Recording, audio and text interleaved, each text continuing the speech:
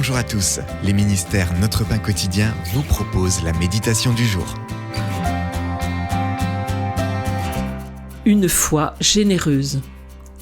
Il y a quelques années, on a invité notre Église à héberger des réfugiés fuyant leur pays à la suite d'un changement tumultueux de ses dirigeants politiques. Des familles entières sont arrivées avec seulement ce qu'ils avaient pu mettre dans un petit sac. Plusieurs des familles de l'Église leur ont ouvert les portes de leur maison, y compris celles qui n'avaient que peu d'espace à leur offrir.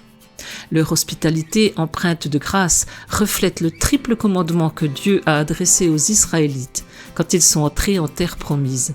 Comme ils formaient une société agricole, ils comprenaient que les récoltes étaient essentielles à leur subsistance jusqu'à l'année suivante, en leur commandant de laisser la gerbe oubliée pour l'étranger, pour l'orphelin et pour la veuve. Dieu leur demandait de lui faire confiance. Les Israélites devaient user de générosité, non seulement en donnant quand ils savaient avoir assez pour vivre, mais aussi en donnant avec un cœur convaincu que Dieu pourvoirait à leurs besoins. Une telle hospitalité leur rappellerait également qu'ils avaient été esclaves en Égypte, qu'ils avaient été un jour opprimés et dans la misère. Leur générosité leur rappellerait la grâce que Dieu leur avait témoignée en les affranchissant de l'esclavage. Jésus exhorte aussi ceux qui croient en lui à user de générosité. Paul nous rappelle ceci: Christ s'est fait pauvre alors qu'il était riche, afin que par sa pauvreté vous soyez enrichis.